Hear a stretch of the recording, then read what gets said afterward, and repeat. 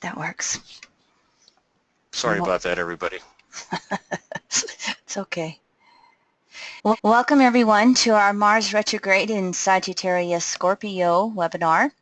As you can see on your screen, Mars is going to be retrograde from April 17th to June 29th, 2016. It's going to go retrograde right at about 9 degrees Sag all the way back to 23 Scorpio. Before we get started in our materials though, first of all, those good old housekeeping slides that we show at the beginning of every webinar. Here at EAN, you can study with us 3 different ways. You can tune into our free weekly audio podcasts. You can subscribe to our Astro Library, and you can enroll in our multimedia course. Here's a slide on our Astro Library that contains over a dozen years of materials produced by myself, Kim Marie, and many other evolutionary astrologers. As you can see on the screen, we have 3 different sections. You can subscribe for 1 month, 6 months, 12 months, and you can do a monthly recurring that you can cancel at any time. Here's our EAN multimedia course that has the 3 different segments that you see on your screen. And for segments 1 and 2, you can purchase the materials only, which is the binders and the DVDs that you see as an example on your screen.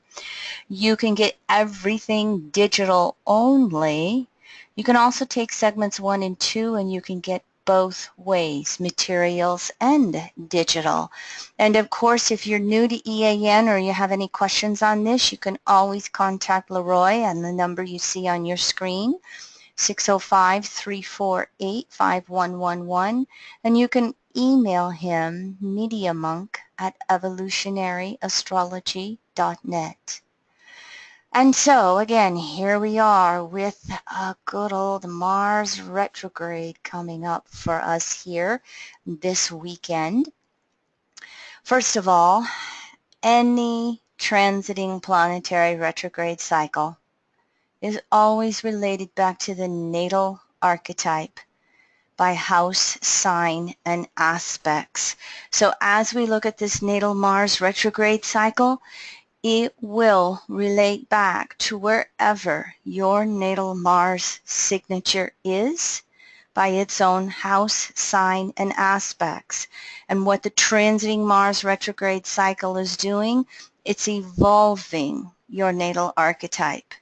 And this is representative of evolving our conscious desire nature, which is Mars.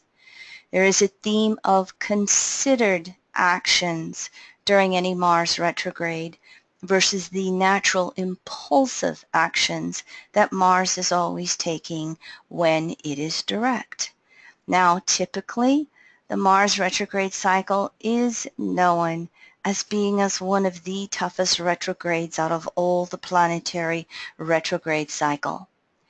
Here are the dates that we have Mars retrograde in Sagittarius and Scorpio. As you can see on your screen, altogether we have Mars in 2 signs of the zodiac for a total of 9 months. Mars ran into Scorpio January 3rd through March 5th. When it moved over into Sagittarius March 5th, and here it is going retrograde mid-April. It will reverse back through Sag up till May 27th. Then it will be back in Scorpio retrograde May 27th through the end of June. Goes forward in Scorpio like 23 degrees through August 2nd when it moves back into Sag. And then it's in Sag August 2nd through September 27th. Again, whenever we have planetary retrograde cycles, it really slows things down. Typically, when Mars is retrograde in one sign, it's about 8 months. As it's now divided up into these 2 signs, we've got 9 months and 2 archetypes of the zodiac. Here is the synodic cycle of Mars to Sun. You can see where we had a conjunction mid-June of 2015, 23 Gemini. Mars went into its pre-retrograde shadow February 18th. You can see here where it goes retrograde. Here's the highlight of the Mars retrograde cycle. May 22nd, 2016, 1 47 Gemini Sag. So right about 2 degrees Gemini Sag is where we're going to have the highlight, halfway point, or the best opportunity for aha moments I get what this retrograde is about. This is the time period, that latter part of May right in here. And then you see Mars direct, and this is the post shadow. Mars will leave that 3 times over passage August 22nd. And then of course Mars, that should be Mars right there. Hold on, I didn't proof that one. I always make my little notes. Mars, of course, will conjunct the Sun. I have Saturn, but this is actually Mars, and it is 4 degrees Leo that it will have the next conjunction with the Sun, July 26th of 2017. A little bit on Mars astronomy. It takes approximately 1.88 years to go around the Sun. Its revolution around the zodiac, which is the same as moving around the Earth from our perspective, geocentric, is 24 to 26 months. Mean daily motion moves and varies quite a bit. Again, retrograde cycle once every 2 years. It varies anywhere from 58 to 81 days retrograde. So typically Mars retrograde approximately 2.5 months. Its stationary period turning retrograde or direct is 3 days. So in this case, as Mars goes retrograde April 17th, that means the 16th, 17th, 18th, Mars will appear to stand still in the sky at 8:54 Sagittarius. Mars retrograde cycles also go forward 1 sign each retrograde cycle. 2009-10 it was in Leo, 2012 was Virgo, 2014 is Libra.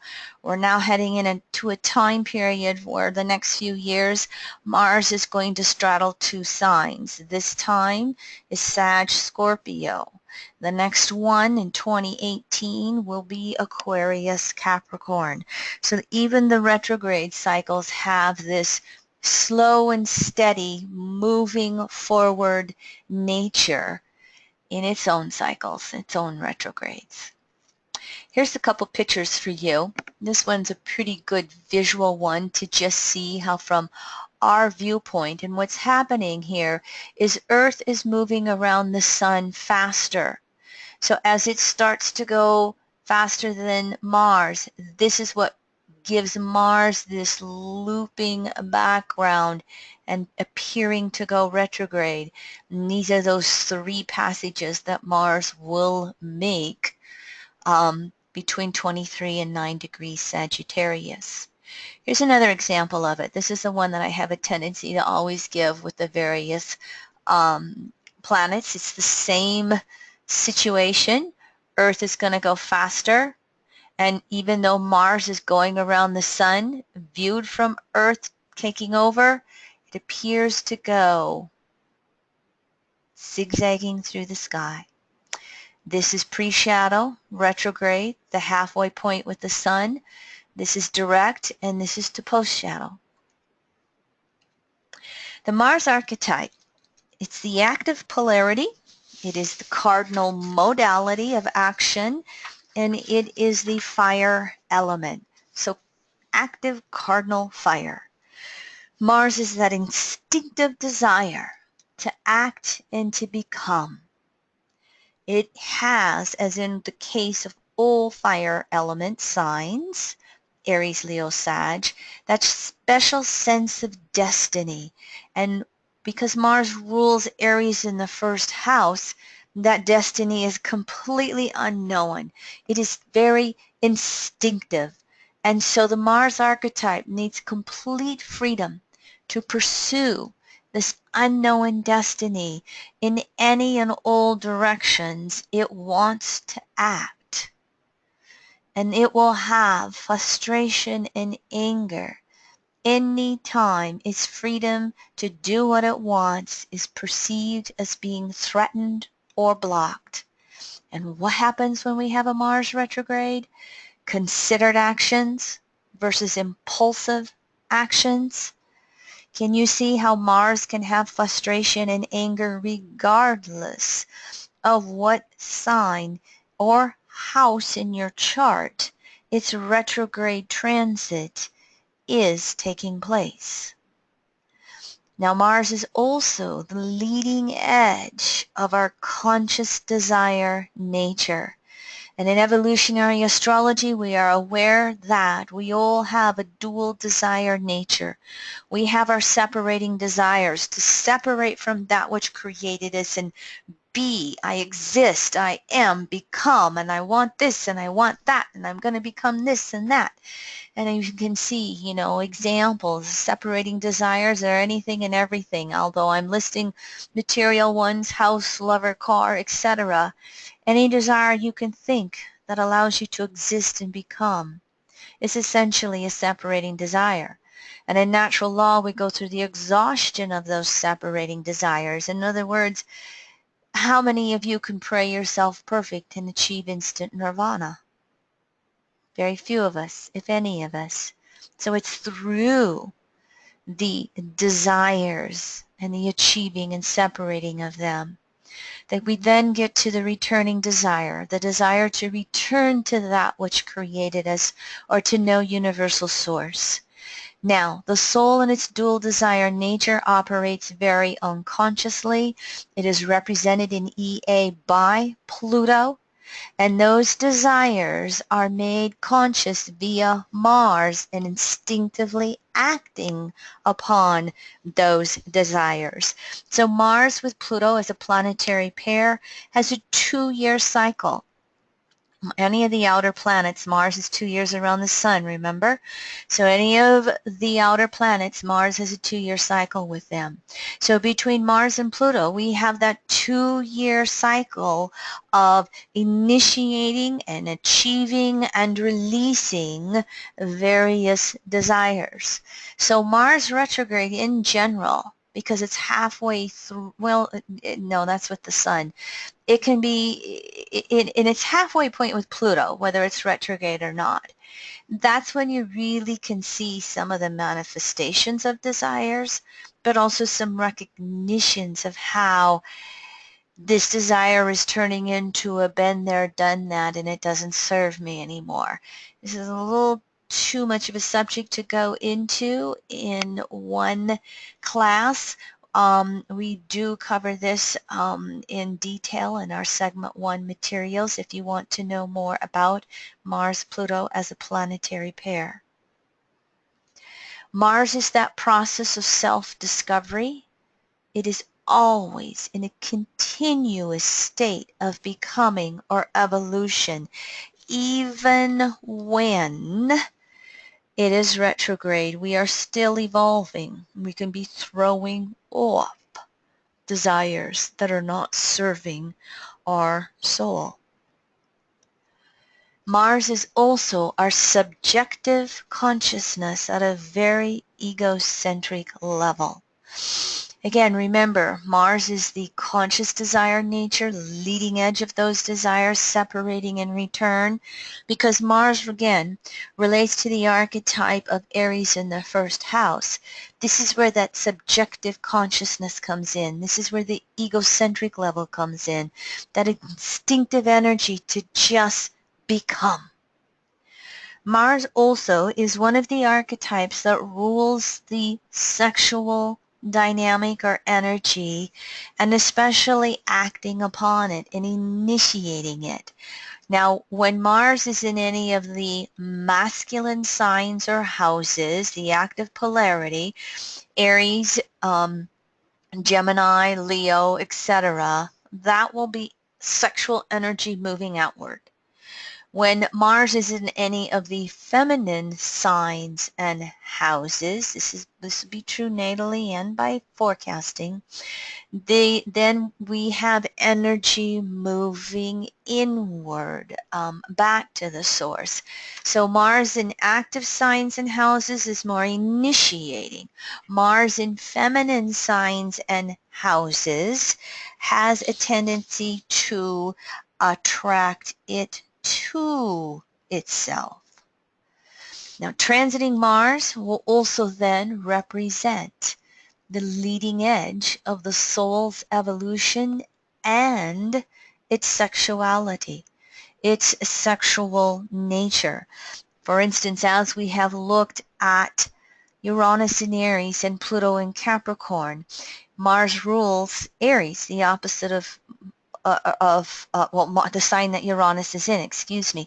And I guess my point was Mars in cardinal signs and houses, Aries, Cancer, Libra, Capricorn, will always deal with gender issues. Now, all 12 archetypes have sexuality amongst them, but with this base note of Uranus in Aries and Pluto in Capricorn, there is a lot of gender issues that's been in the news. There's a lot of sexuality issues in the news.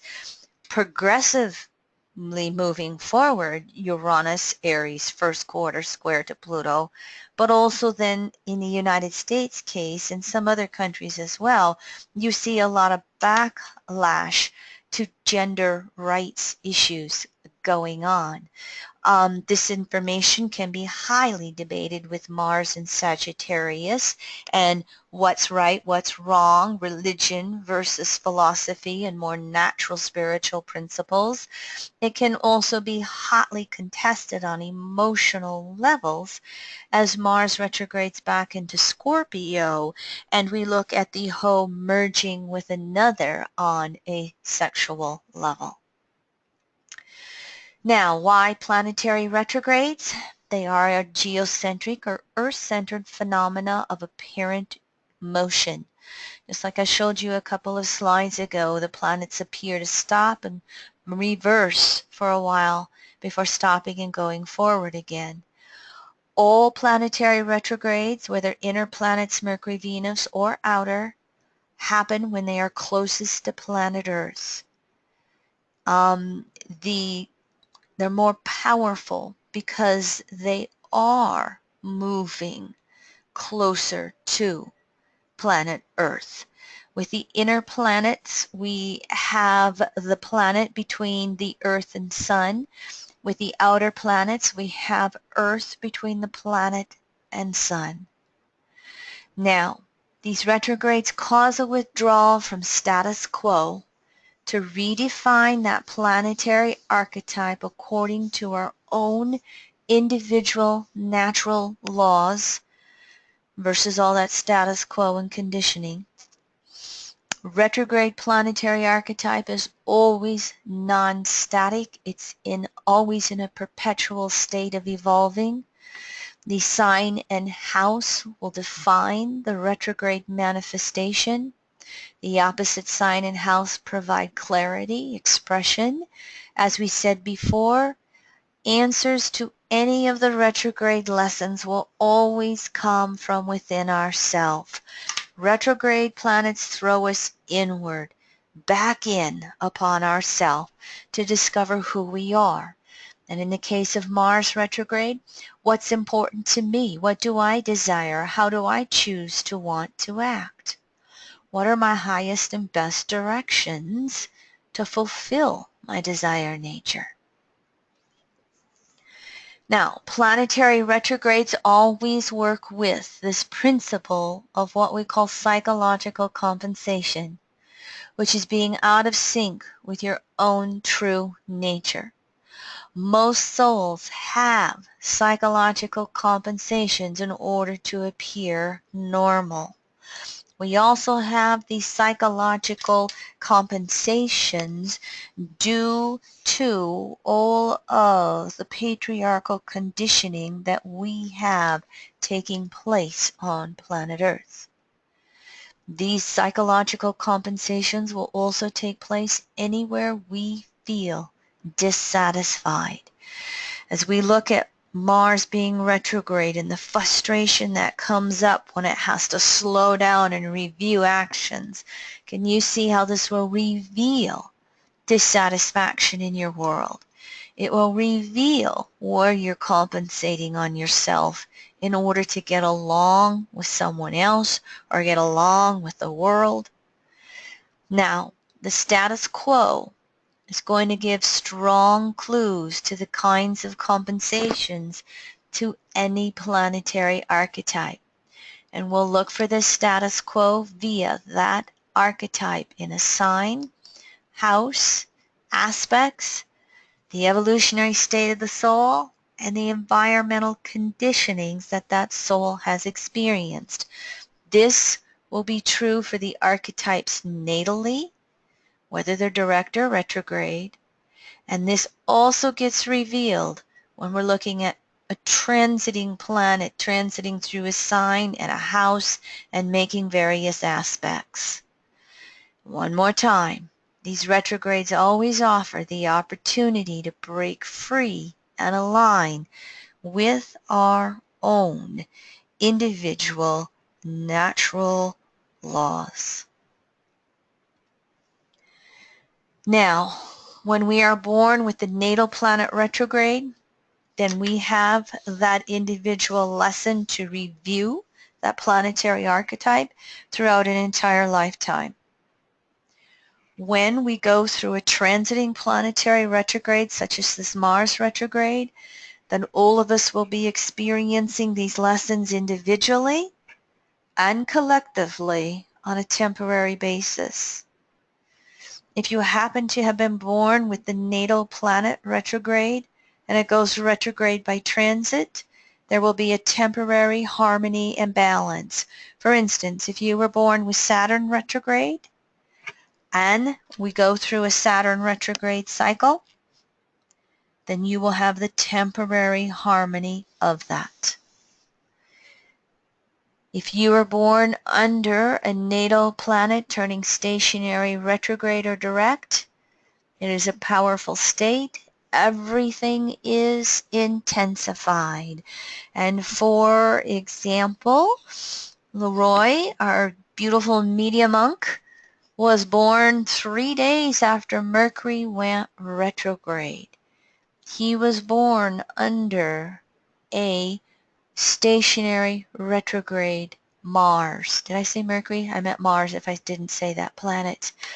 And so when you're born under that planet stationary retrograde, in this case like Leroy with Mars, it means review is necessary.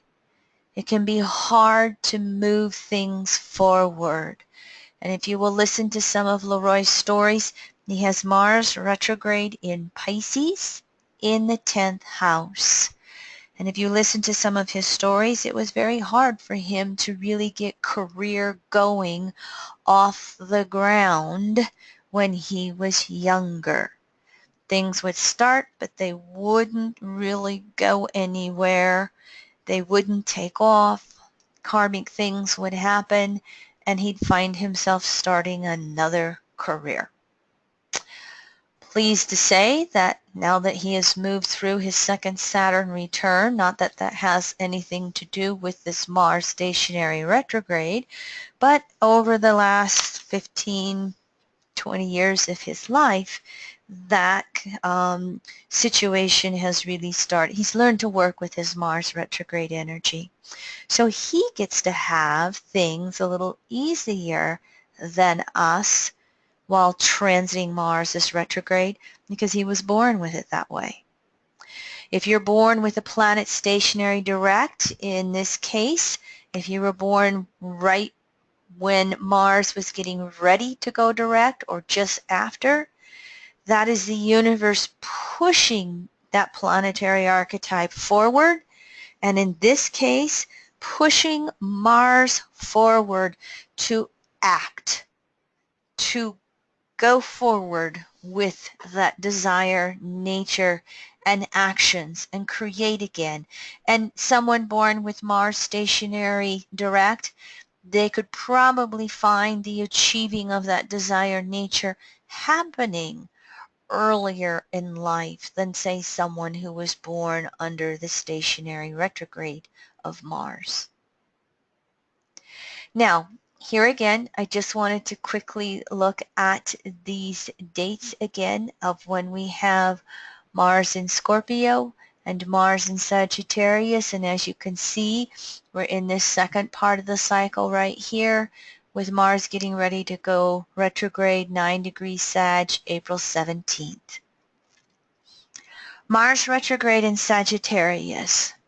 There can be an increase in frustrations and anger and all that Mars intensity to blow up because there is a double fire signature. Mars rules Aries' first house. Sagittarius is also the fire element, just like Aries in the first house. So there's a double fire signature. I want my freedom. I have this special destiny to fulfill and all these desires that I just want to go pursue. And so it will increase the frustration because the necessary freedoms can be stopped, blocked.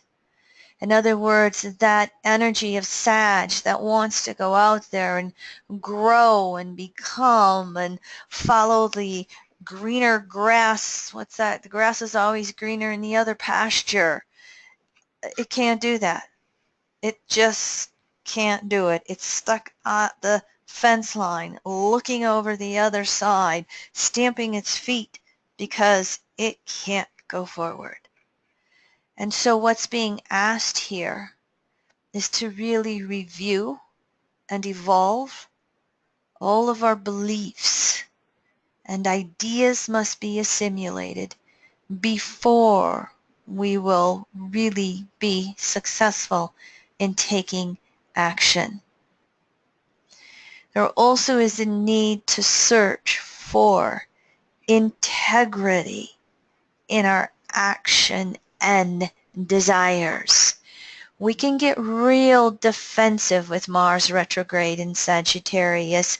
You know, it's my beliefs, it's my truth, it's my way of acting, and I know the best way to do it if you will just do what I say.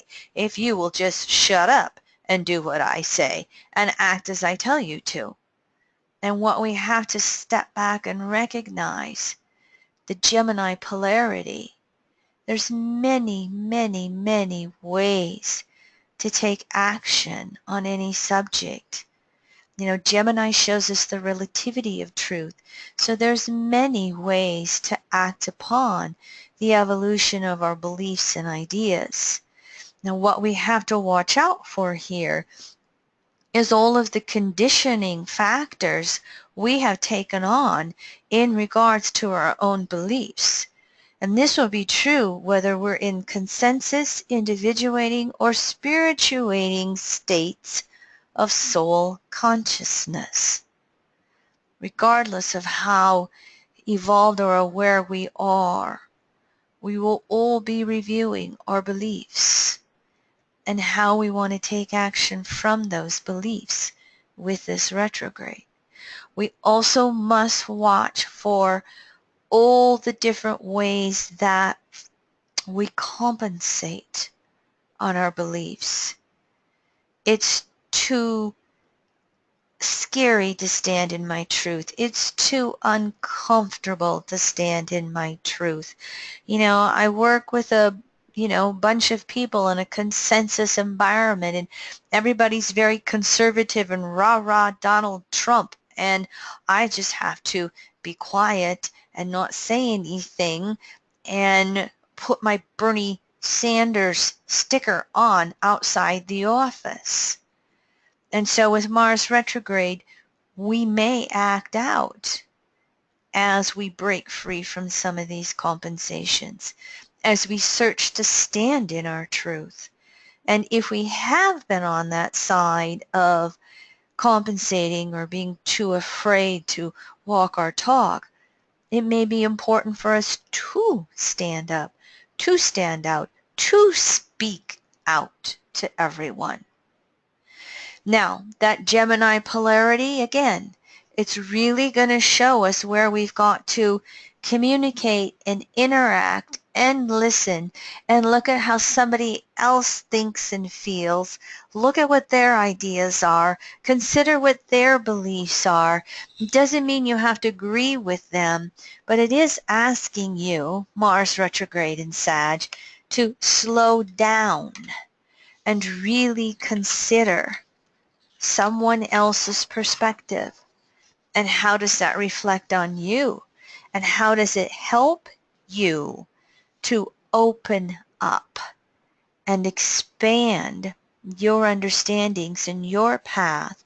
So Mars is the leading edge of your desire nature, has all of your beliefs evolving, has you walking your talk, has you standing in your integrity and your authenticity as best as you can. And when we stand in that natural nature, which is us, it can help us achieve our desires better. It can help us move through life easier. The Mars retrograde in Sag will definitely cause for an intensification of all kinds of religious and spiritual debates, be it with our U.S. political system in the presidential election, or be it holy wars and crusades with other countries. You know, a Mars retrograde in general can shorten tempers. Excuse my burp. Mars retrograde in Sagittarius can have all of us on collective levels, especially in the consensus world, defending our perspectives. You know, look at as the Supreme Court last year stood up for gender rights and marriage on a federal level. Look at the backlash that's come amongst the states defending the bathroom laws. Just an example. That kind of stuff can get intensified. So when you find yourself hot and heavy with someone over beliefs, see if you can take a step back, breathe.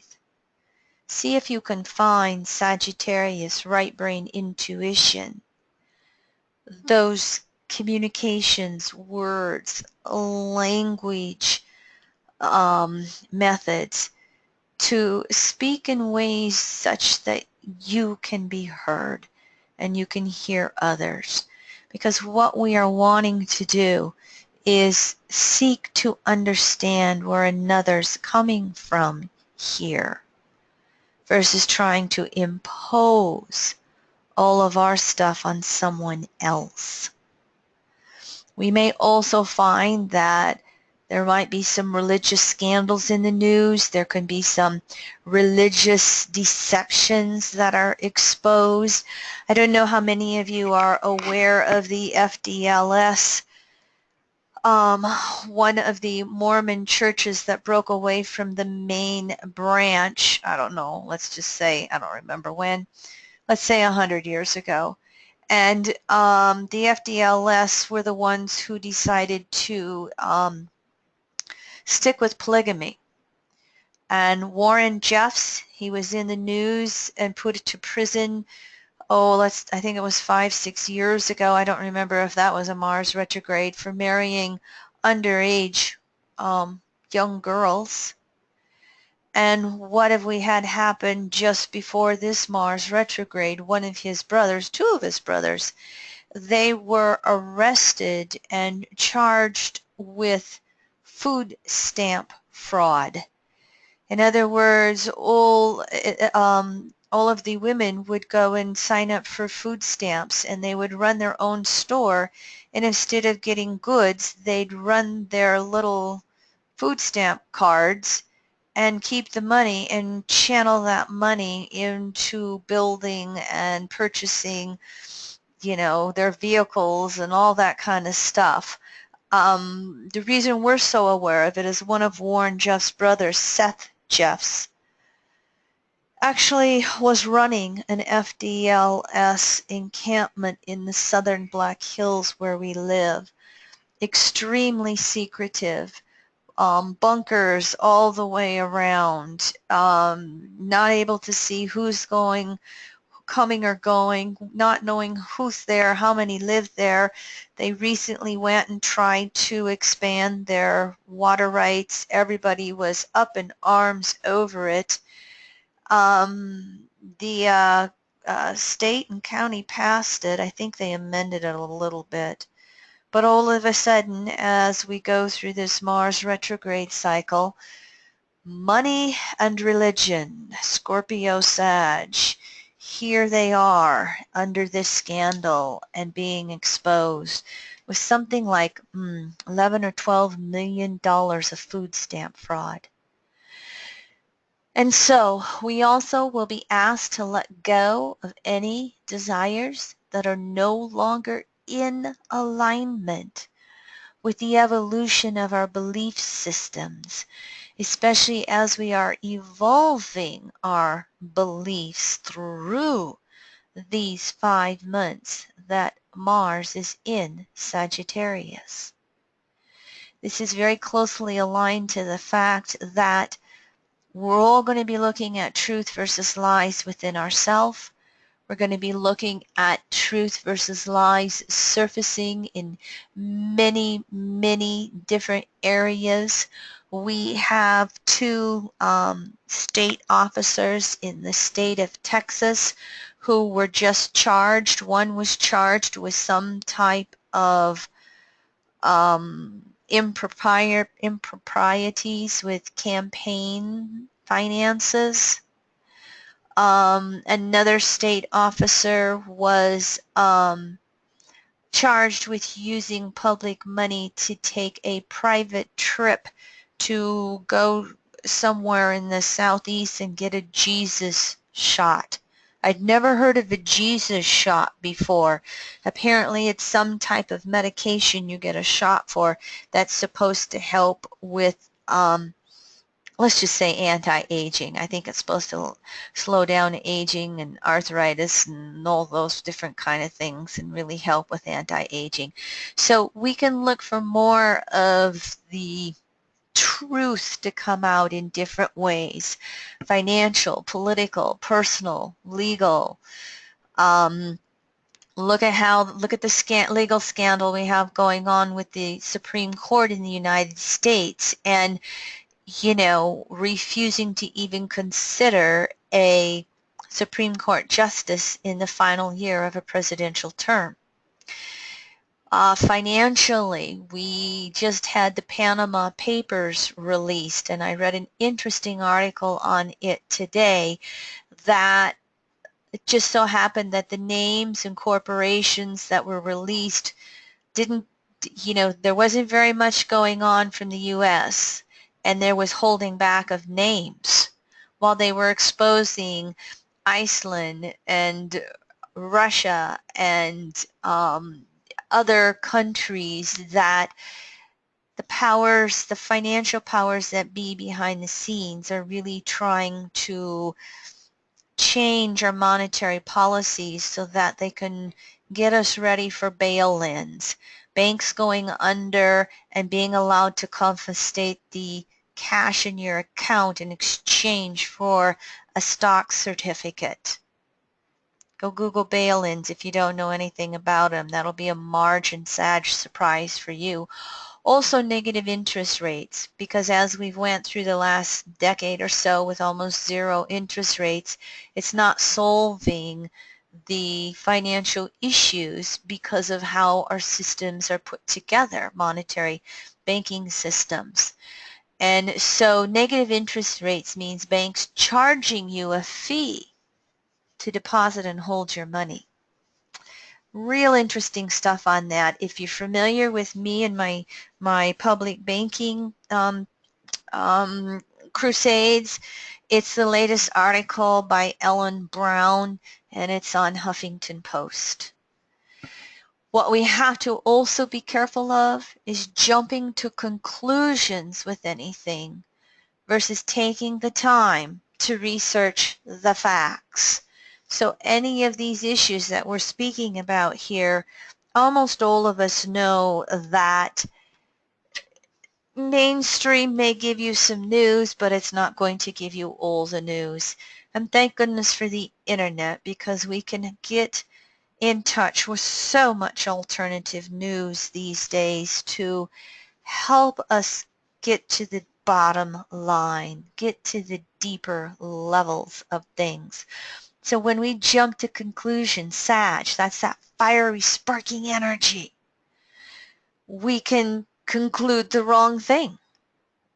And then that's going to really lead to and be part of the Sagittarius archetype of communication mix-ups and understandings. That Gemini polarity with Mars asks us to take the time and say, this is what I heard you say. Is that what you meant? And to go through the extra time with languaging. Language falls under the archetype of Sagittarius, and learning to speak in such a way as to be understood, as to be heard. Mars's actions. We're going to be reviewing our communication skills in order to communicate more clearly. Stay tuned. Later on, I'll show you we have a Mercury retrograde in the middle of this Mars retrograde, which will intensify all this throughout that month of May as Mercury is retrograde. I need to take a drink here. I thought I'd throw in a slide for you. Bernie Sanders.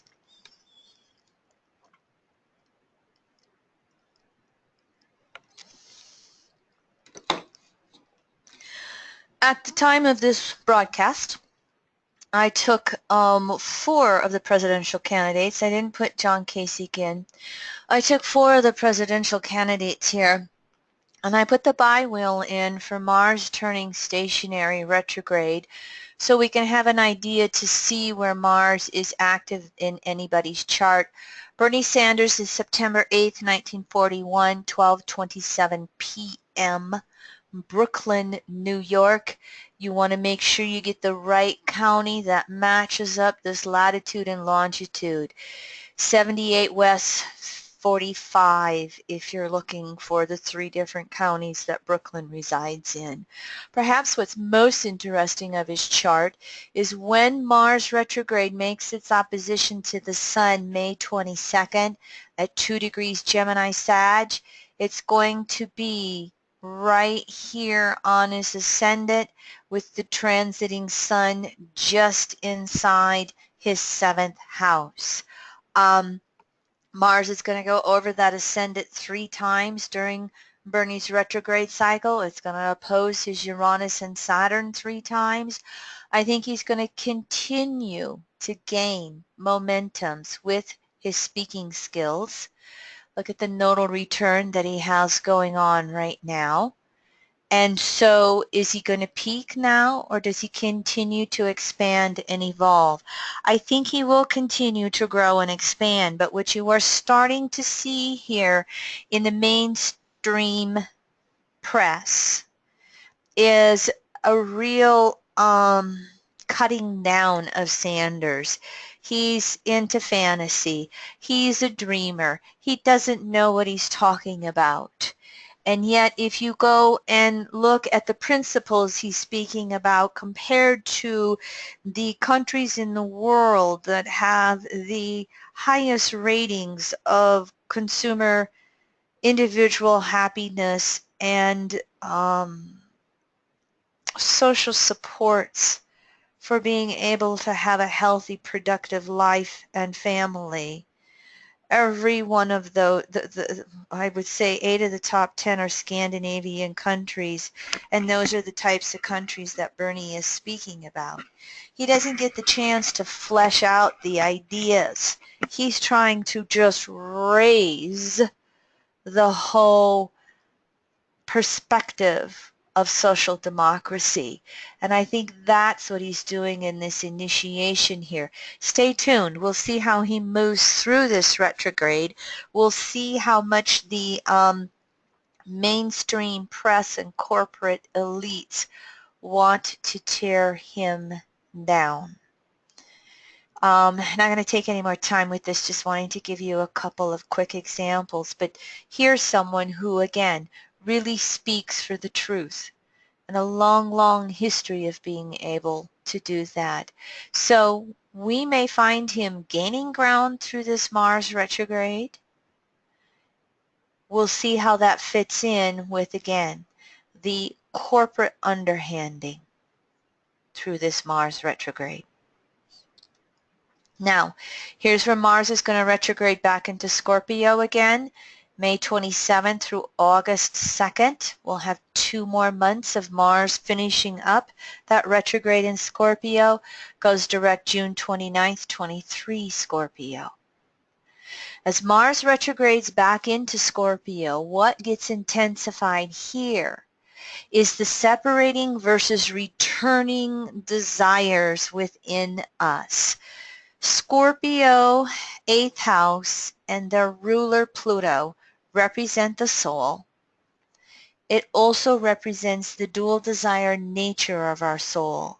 Not only the desire to separate, but also the desire to return. And so we wage the biggest battles between our own separating, returning desires when any planet is transiting through Scorpio or through our 8th house. What we can have a tendency to do here is to want to cling to the past, cling to yesterday, cling to what we already know or what we've already been doing, or back to those psychological compensations again, clinging to the past because it represents security.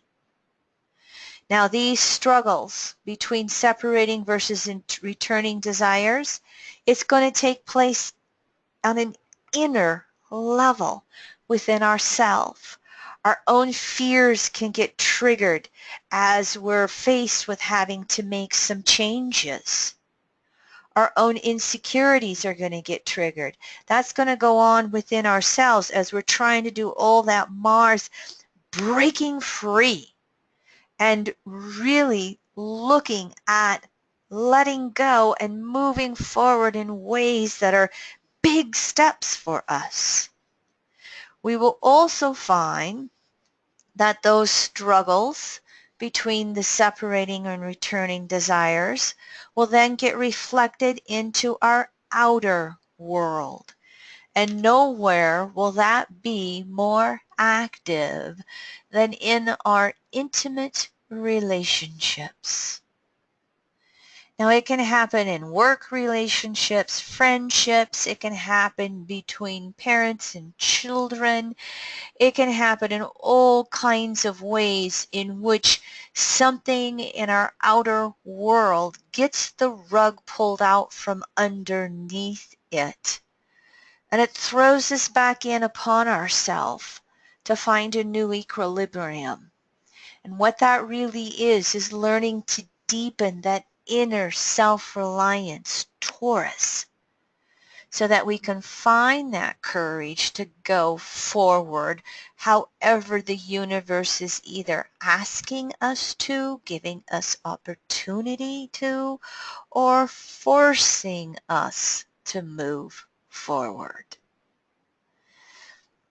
All the time. What was it, May 27th through August 2nd? Yeah. As Mars is retrograde and then direct in Scorpio, where are you being confronted with security? And how are you having to deepen it within in order to make scorpionic evolutionary leaps forward? Again, I said this Mars retrograde will really bring lessons in regards to relationship commitments. There can be endings, including death. There can be new beginnings. Mars retrograde in Scorpio can bring one of those karma mates circling back around again. And there can be all kinds of confrontations in our relationship commitments. There can be the need to evolve our patterns and desires in our relationships. So even if we are in a fairly healthy, committed relationship, this Mars retrograde is still going to have us making changes.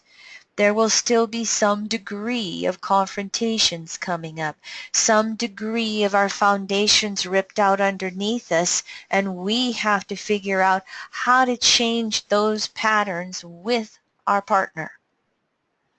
Do we have mutual desires? Are our desires as individuals compatible enough to move through things together?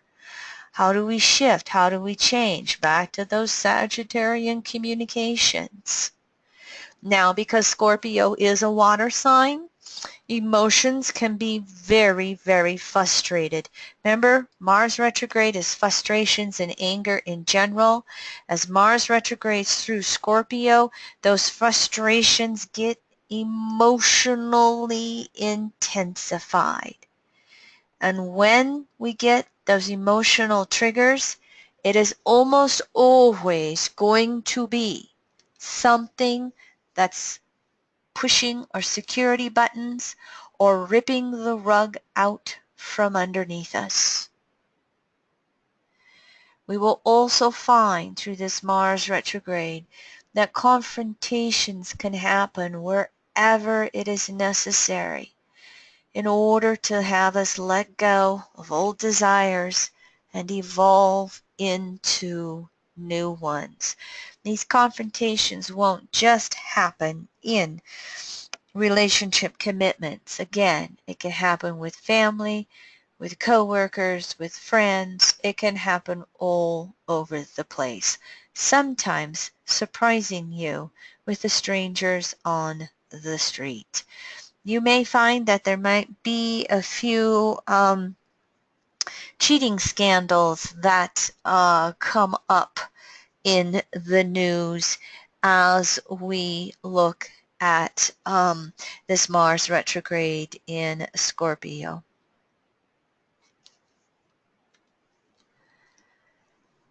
Now, what will happen in regards to the separating forces?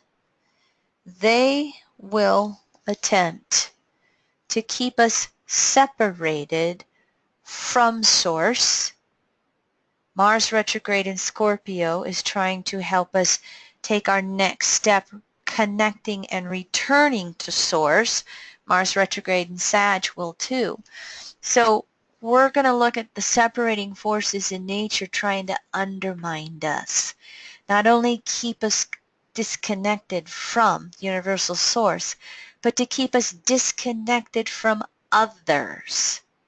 And the way this will happen will be repeating old separating desires, clinging to old separating desires, digging our heels in and remaining stuck in the past rather than moving forward.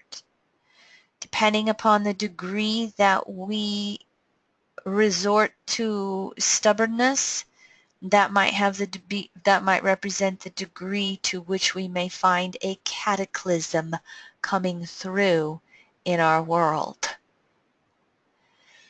Mars retrograde in Scorpio, when we look at the separating and returning forces in nature, the Scorpio archetype is where we also confront power and powerlessness, recognizing those forces of power out there that are stronger than us. So this Mars retrograde will have us recognizing what we can change in our world and what we cannot change. Most simple example, over the next Mars retrograde, we're not all going to win the lottery. We're not all going to be able to come up with the idea to be millionaires. We're not all going to find a lover through Mars retrograde in Scorpio if we're single. We have to make peace with where our soul is at and how the world is functioning in our space-time universe. Yes, we're evolving. We're throwing off the past, but what can we change and what can we not change? So, of course, it reminded me of the good old serenity prayer. God, grant me the serenity to accept the things I cannot change, the courage to change the things I can, and the wisdom to know the difference.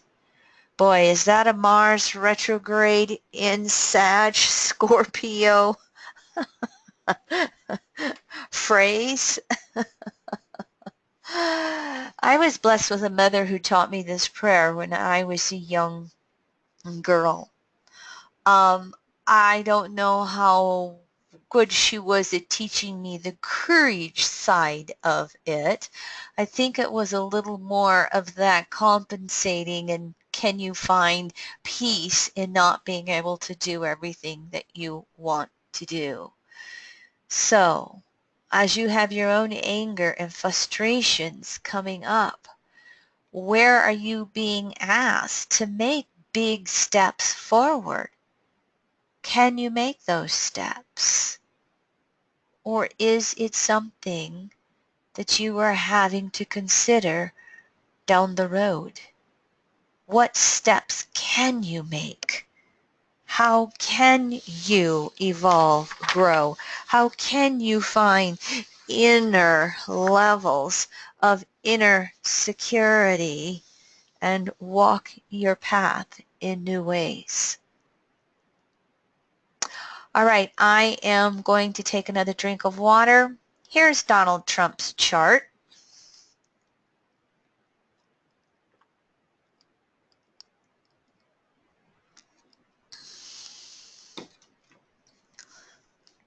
Trump was born June 14th, 1946, 10:54 a.m. in Queens, New York.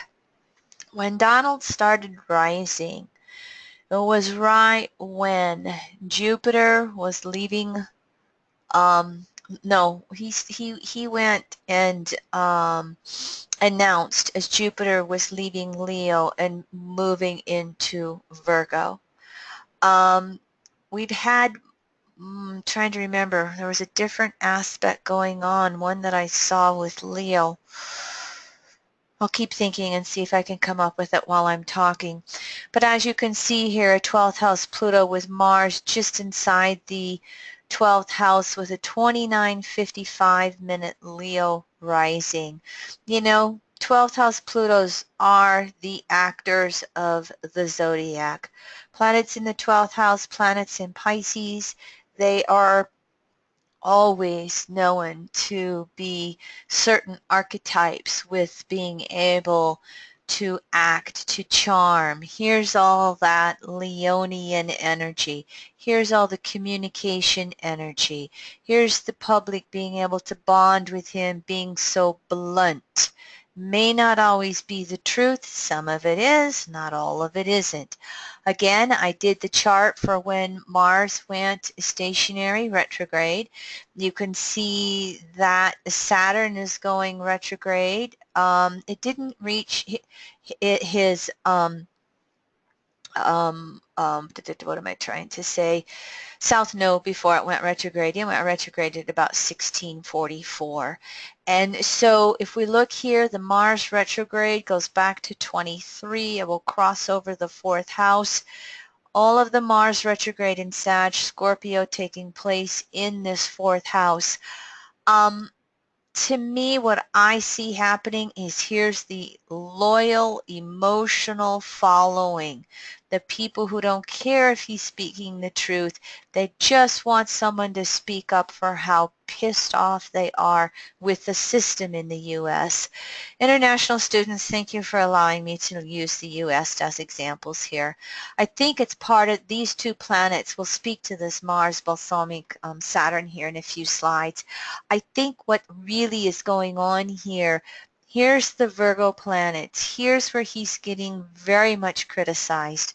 Here's the Pisces planets in the 7th house.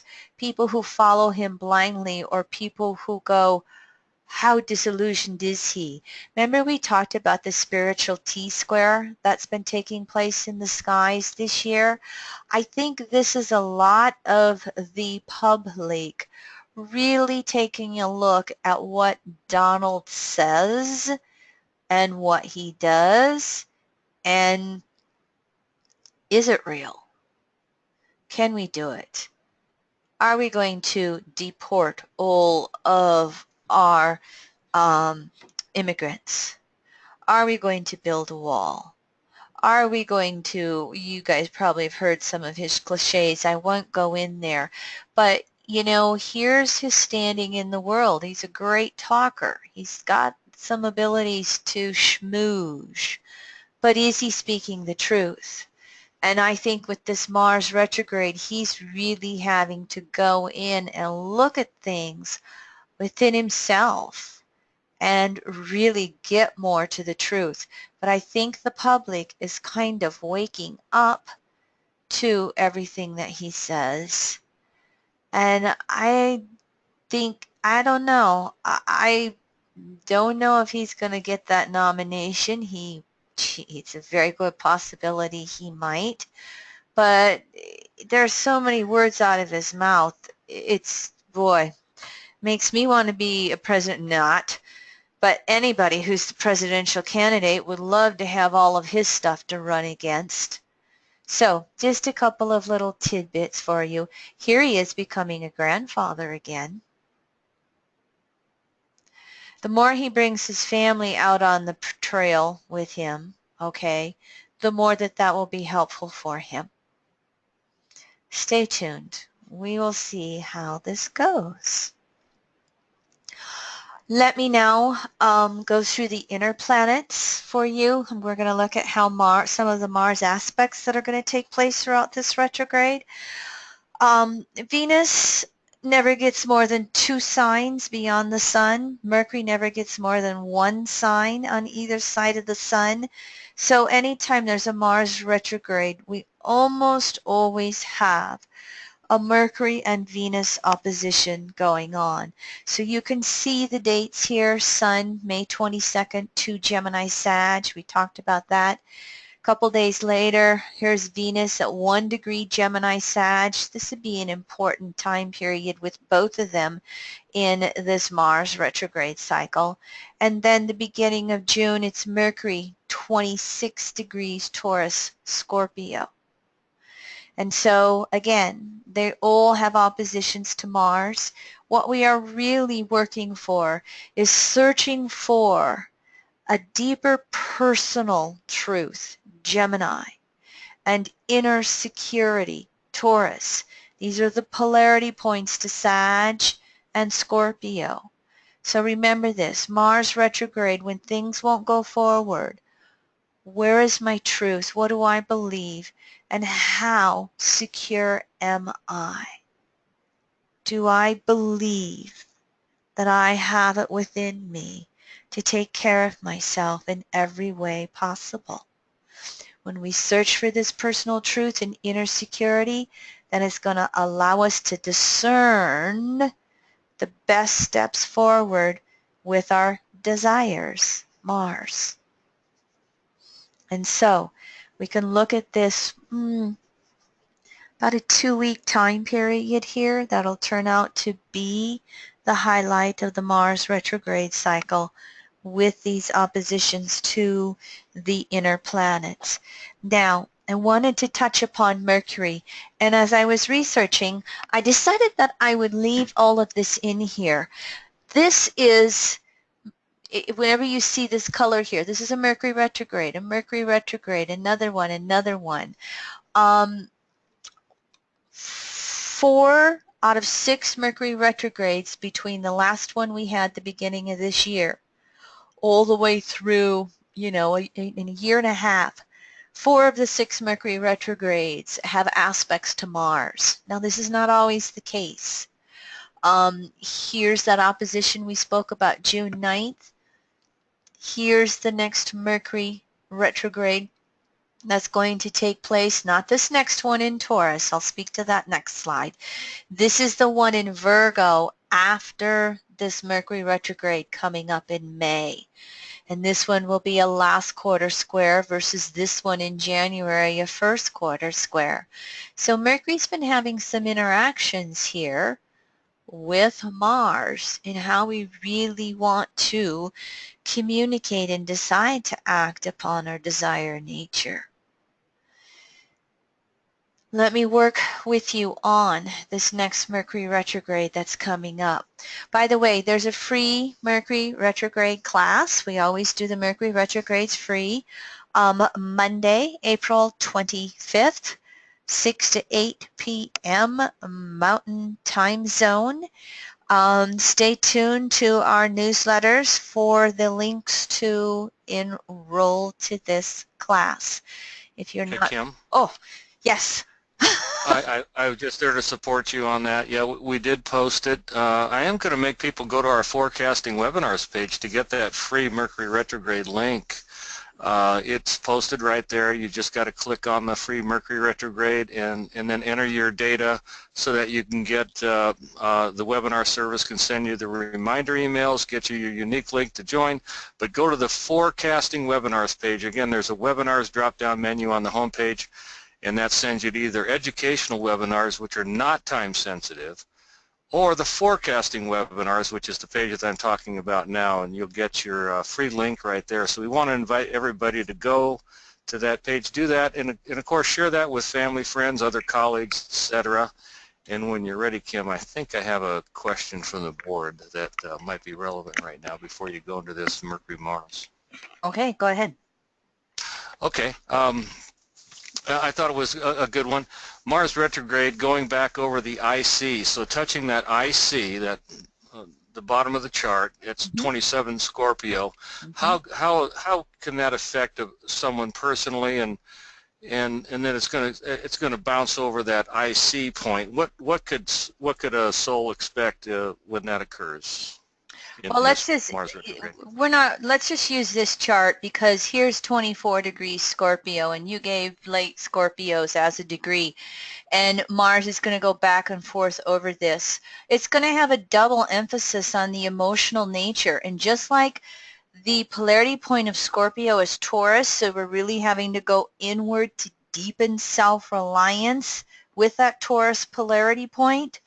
We're having the Mars retrograde in the 4th house, so it's going to bring up all kinds of emotional insecurities. And if you look at the Taurus being on the 10th house cusp here, just that stuff. We're not looking at anything else in the chart. Here's where you have to find that inner self-reliance, the Taurus polarity, and the 10th house cusp. You not only have to find that inner self-reliance, you have to do something with it, 10th house. So it's almost like asking you to address or have all these emotional vulnerabilities exposed, and how are you going to heal them? How are you going to address taking charge of your own inner world, regardless of career, regardless of position in life, regardless of what's going on out there? How are you going to find the wherewithal inside to take charge of your world? So the inner world, the outer world is just all topsy-turvy, and yet everything's asking you to go within, deepen your sense of self and who you really are, and then go back out into the world and relate. Now, in Donald Trump's case, being consensus as he is and having so much ego right here, for him to really look at things on a deep inner emotional level, I don't know if he's got the wherewithal to do that. I see the distortions of the emotional anger here and playing childlike with temper tantrums while getting very stubborn out in the world because he doesn't want to do the inner work to then do it differently out in the world. So there was generic answer, and there's filling in a little more with Donald Trump. Any other questions, Leroy? No, thank you. Yes, no problem. So again, Mercury is retrograde April 28th through May 22nd, goes retrograde at 2324 Taurus all the way back to 14. This is really going to heighten the Mars retrograde during the month of May. Now, while Mercury is backing up in Taurus and spending 2 months in Taurus, I didn't look up those dates, but let's just say from, the beginning or mid-April to mid-June, Mercury's in Taurus.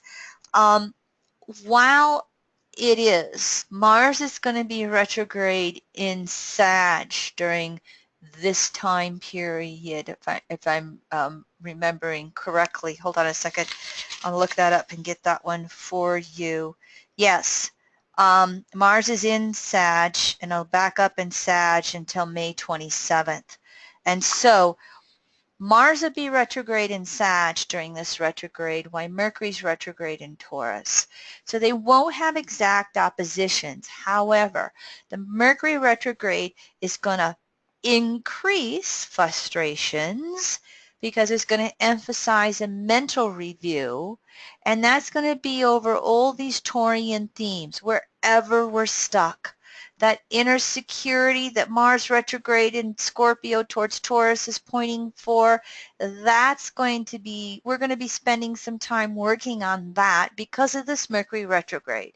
We're going to have to deal with all the resource issues, Taurus, Scorpio, desires, Scorpio, how we act. So again, there's just going to be an intensity between April 28th to May 22nd, especially around these dates, because we're going to have Mercury-Mars on opposite sides of the circle, even if they're not in aspect till after the retrograde. It will continue to slow things down, make things feel like sludge. Why won't anything move? It can intensify the confrontations. It can intensify power struggles, especially wherever that, again, our security feels threatened. I think we'll see emphasis with relationships and money. Those two things. And we can bring beliefs in there too, but these two will really, bring through some triggers. Stay tuned. We'll see what the stock market does through all of this type of energy. We'll see if there's more fallout with all these tax havens from the Panama Papers. I had a client recently who has been trying to reach the willpower to leave her husband, owns her own business. They've been going back and forth for a while throughout the beginning of this year.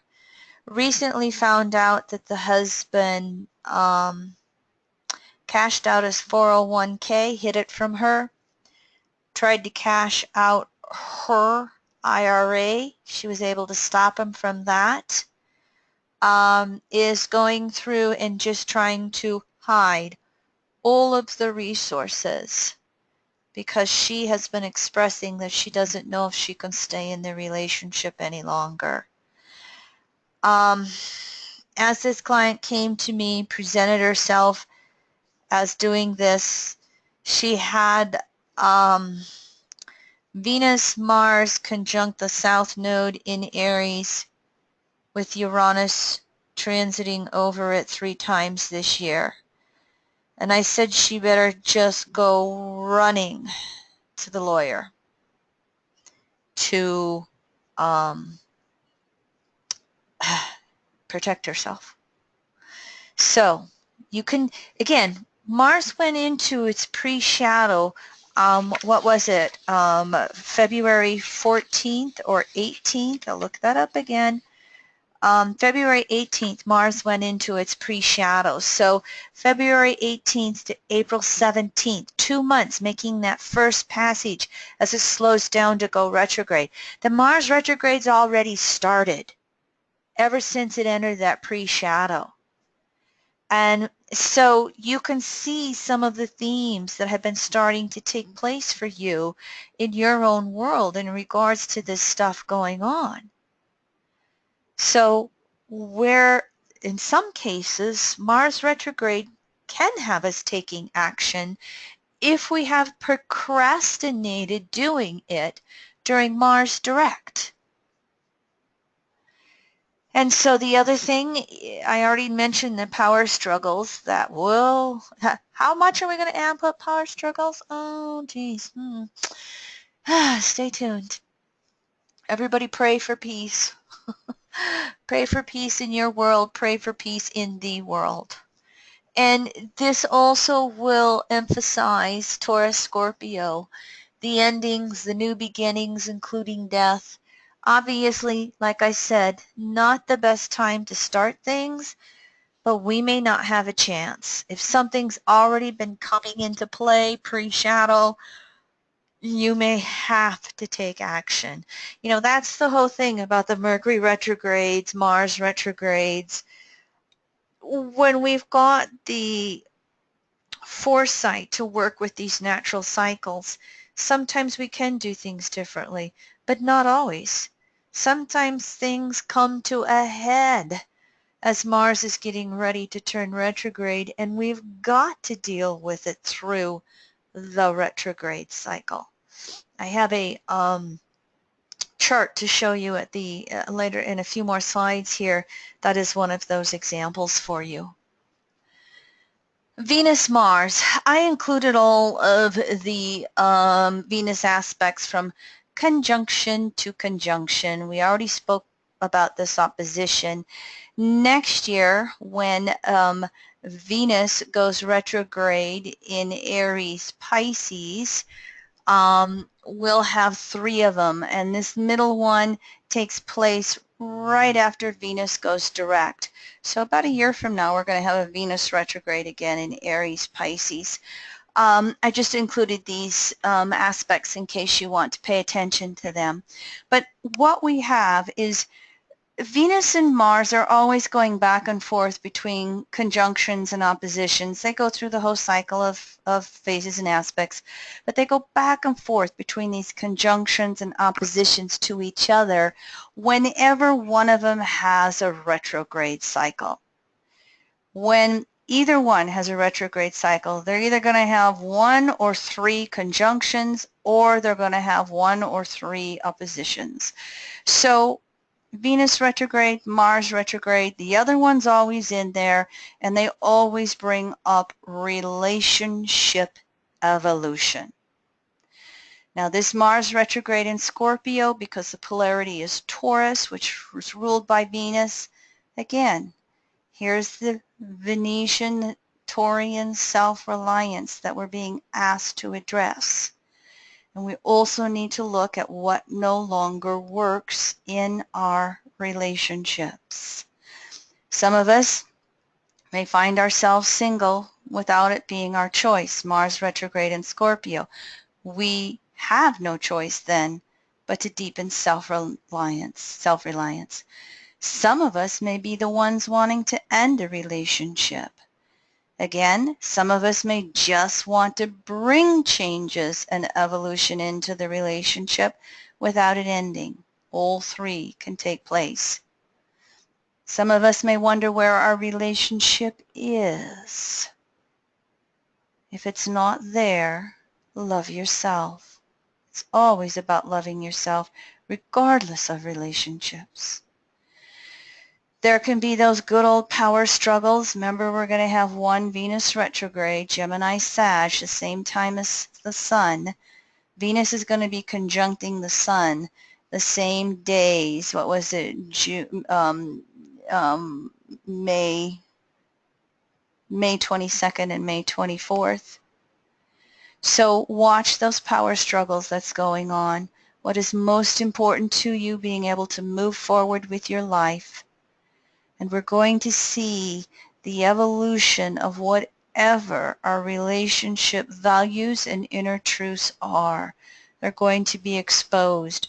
For some souls, it may be those famous love triangles that might get exposed. Nothing like that to rock our world during a Mars retrograde in Sag Scorpio, to have the truth of betrayal exposed. Then it really will emphasize this Venetian self-reliance. Now, the outer planets, there will be 3 aspects taking place with outer planets. I included Saturn because Mars never makes an aspect to Saturn, but right around Christmas last year, Mars entered the waning balsamic phase to Saturn. That means Mars is within 45 degrees of Saturn. And if you remember, when Mars goes retrograde at 9 Sag, Saturn's at 16, they're a balsamic conjunction. They're only 7 degrees apart. But Mars is in this waning phase to Saturn for 8 months, December through August. And so talk about the old that won't move forward anymore. We're going to have the wearing out of old philosophies and beliefs, and the energy to act upon those old ways of looking at things that just do not work for us anymore. This is a big emphasis, and the aspects that Mars makes to 3 of the outer archetypes, they're all waning aspects. They're all the second half of the cycle, which is manifestation and letting it go. And especially this one. All of us should be questioning our belief systems right now, no matter what our circumstances, no matter what our evolutionary state. And through this, then, we'll see exposures of the lie, exposures of any distortions, religious scandals, legal scandals, anything that has to do with that Sag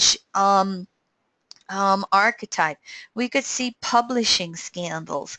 We could see, the truth versus lies, the lies exposed under any and all areas, because Mars waning Saturn, we just can't support the lie anymore.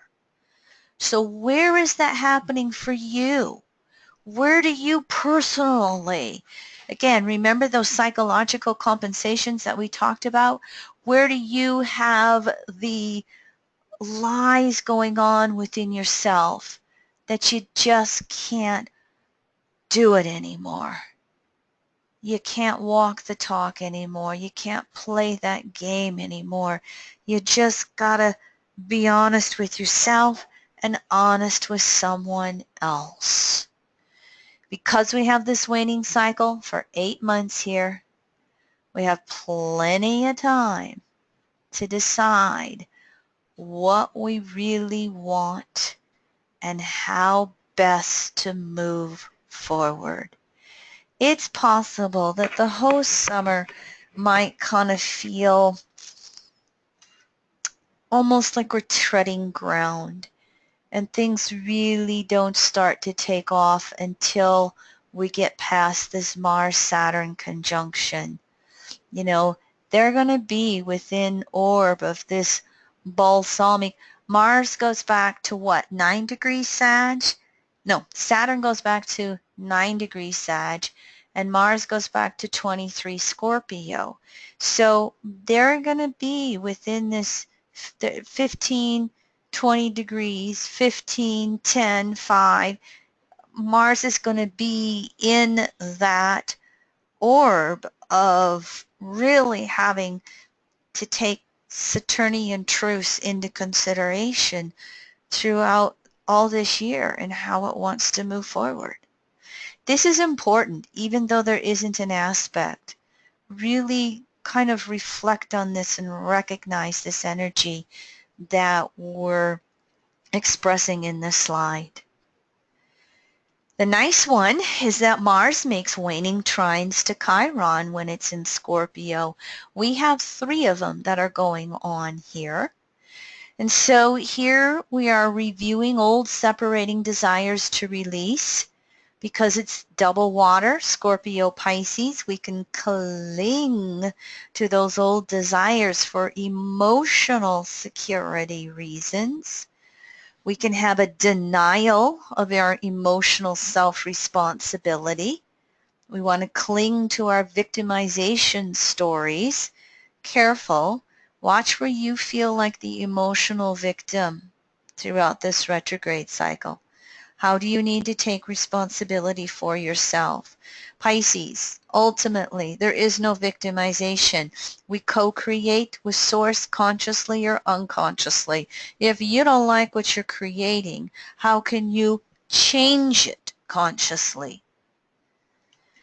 This is also excellent, excellent opportunities for healing with these Mars-Chiron waning trines.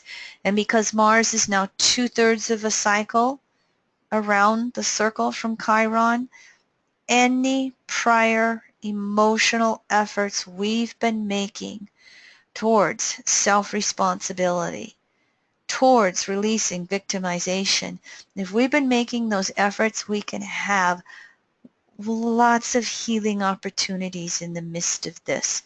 Mars retrograde in Scorpio isn't all bad news. We can really step in to some of our emotional power here. The other thing is there's some great opportunities for healing talents to be rewarded and expanded upon. Who of you are in the alternative healing careers? Chiron, in general, Chiron is hands, the healing of hands, the touching of hands. Chiron in Pisces can be healing with emotions and healing with water. As Mars makes these waning trines, there can be review, and over the course of the retrograde, moving forward with new or expanding healing talents and enterprises. How are you observing that taking place for yourself? Now, remember when we had over this last year, Saturn made balsamic semi-squares to Pluto, and it made it made disseminating Susky squares to Uranus. So Mars is following Saturn. Remember balsamic conjunctions?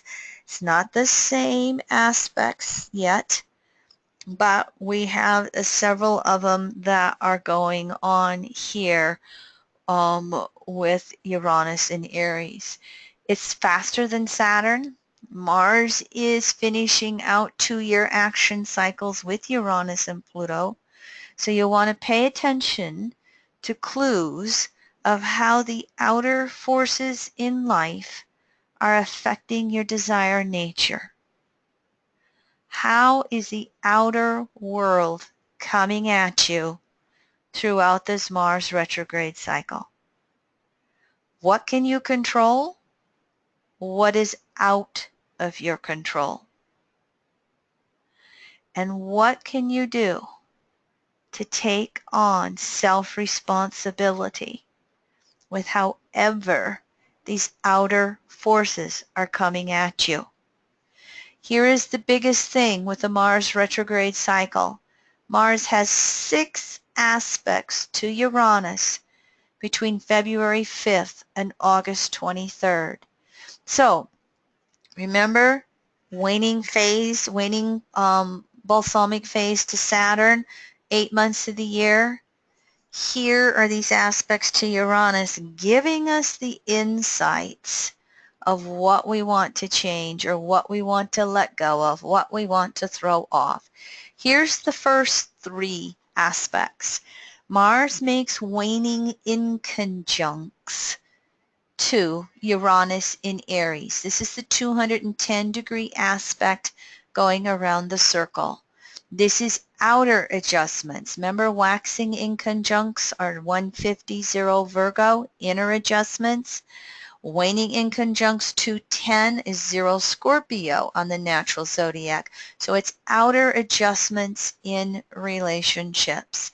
So in other words, all of our personal initiations and freedoms cannot go unchecked. Mars to Uranus in Aries.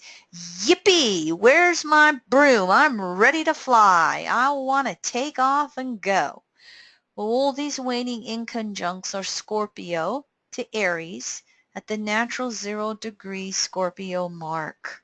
Mars is at compared to Aries if you made Aries the starting point. So we want to move forward, but we don't get to do it in isolation. We have to do it in ways that work with the universe. Now remember the slide before? It says, how is the outer forces in the universe coming at you? What can you change? What can you not can change? Now what can happen here is we can have real strong power struggles. Mars in Scorpio isn't going to want to give up the power. And Uranus in Aries goes, I have the ultimate freedom. I want you to know. And so these two are going to go back and forth and back and forth and back and forth. And it can really put short fuses on our tempers. And it can activate those impulsive actions when Mars retrograde is all about considered actions. It can also have us using underhanded tactics. Mars in Scorpio. Scorpio, I want power at all costs. I'll lie.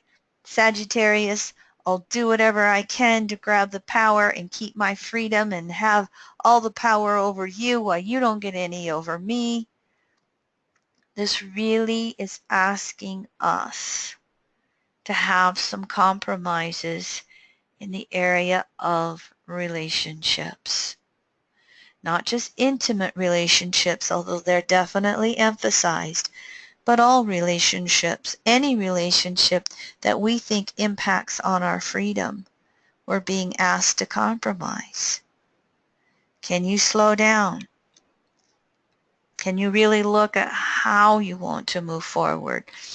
And again, while the Mars trines to Chiron can be, very pleasing if we're making efforts with emotional responsibility, the Mars aspects to Uranus are quite intense. The waning inconjuncts, frustration, and these are Scorpio Aries. The second set of aspects is Mars makes disseminating sesquisquadrates. Mars moves from full phase to disseminating phase with Uranus, and you see the dates. The sesquisquadrate aspects are Sag Aries. And so what happens when we go from full phase, yang energy, moving outward, to disseminating phase, yin energy, energy moving back inward, there's a frustration here because we're being asked to turn inward, just like the Mars retrograde, and really think and ponder and contemplate on what it is we want to do. And so this will be frustrating because here again is a double fire signature, Sag and Aries. Yippee, I want to go. I know I got something special to do out there. Set me free. What do you mean? I have to pay attention to my family and take care of the kids and work and pay bills and, be responsible with what my obligations are. Disseminating phase means we've learned how society functions, and how is society asking us to share our wisdom and talents?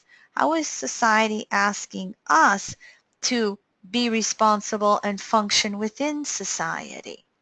So there's going to be frustration over freedom versus commitments. And how this can have a tendency to come through is, again, more power struggles, Mars, and this time over who's right, who's wrong, you know, the philosophical and religious differences, the truth versus lies.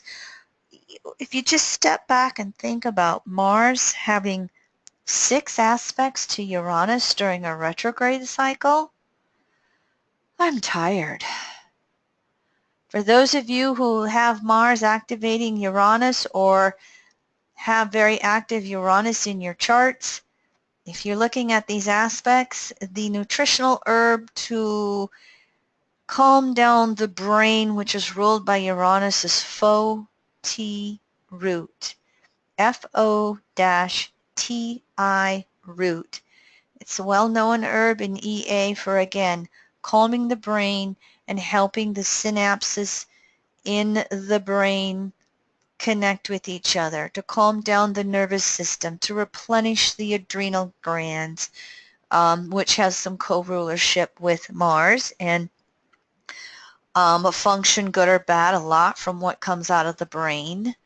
If you do take Fo-Ti root, you want to take it as either capsules or tinctures. You do not want to take a tea because it's a root, and root has to be steeped a lot to get the medicinal qualities out.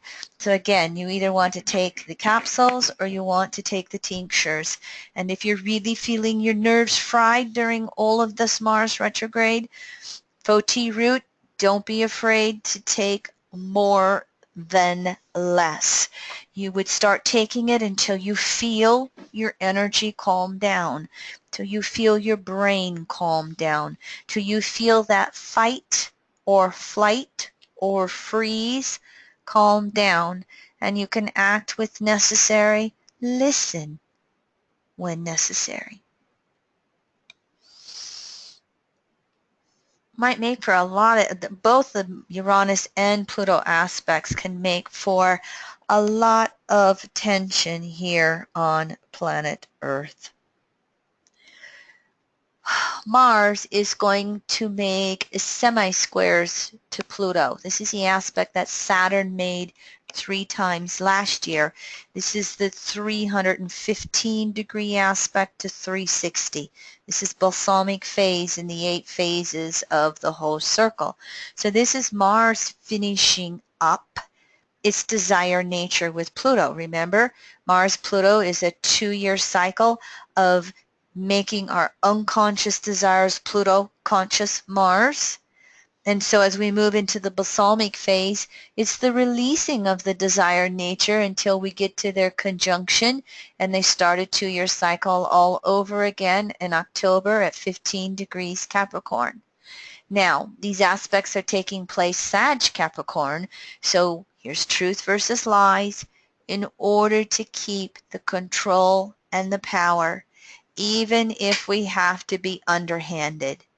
And what's taking place here as Mars moves into balsamic phase with Pluto? The balsamic phase is completely about surrendering to a higher power, source energy. I will, my will, divine will. What would you have me know, source? What would you have me do? And so as we surrender, this is where we are recognizing those old desires from the last 2 years or multiple 2-year Mars-Pluto cycles, desires that just no longer work for us, that no longer serve us. And we want to have reflection, inner reflection, to sense the new desires that are emerging. Anytime a planet is balsamic, while we're letting go, there are insights into the new that is following next. And we almost, balsamic phase, there's 1 foot on each side. There's 1 foot in the past, cleaning it up, finishing it up, bring it to resolution and completion, as we have 1 foot into the future, sensing the seed thoughts that are coming that we're going to be able to act upon sooner, sooner, sooner. That makes sense. So this Mars, Pluto, these aspects, they're asking us to just go with the flow, to pace ourselves. And as I was putting a couple of things together here, I've really focused this Mars aspect more on our personal growth, not so much the outer changes taking place, just giving some tidbits of examples. But I kept getting the hit that, boy, there's going to be recognitions of people, more and more people accepting climate change. Balsamic phase is, it's 15 Aquarius to all the way through the end of Pisces. And Pisces is natural law. And so much of climate change has been changing and being recognized through Neptune in Pisces transit 2011 through 2025. So how can you go with the flow? How can you listen? How can you slow down? How can you act wherever you're being asked to? All right, I have one more quick phase and I'm going to go through and we'll be done.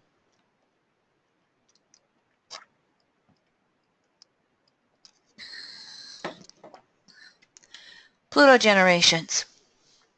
Now, these are not exact dates. I didn't use major orbs, so you can go in and try to find, if you've got this going on in your chart 1 time, 3 times, or you just come close if you're on the ending of any of the dates.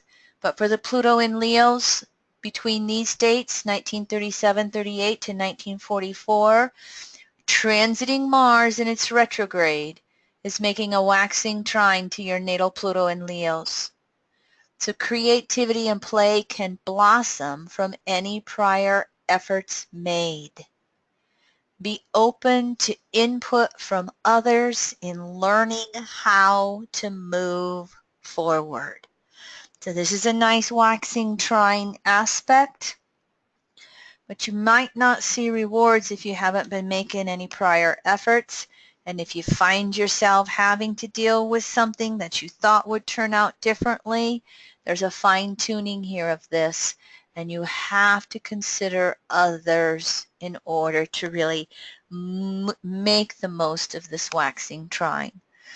If you're later on in the Pluto and Leo generation, 1953 to 56, 57, Mars is making a first quarter square to your natal Pluto in Leo. It will emphasize relationships and career. Do I stay or do I go? What needs to change? Think about some of the slides we've already looked at.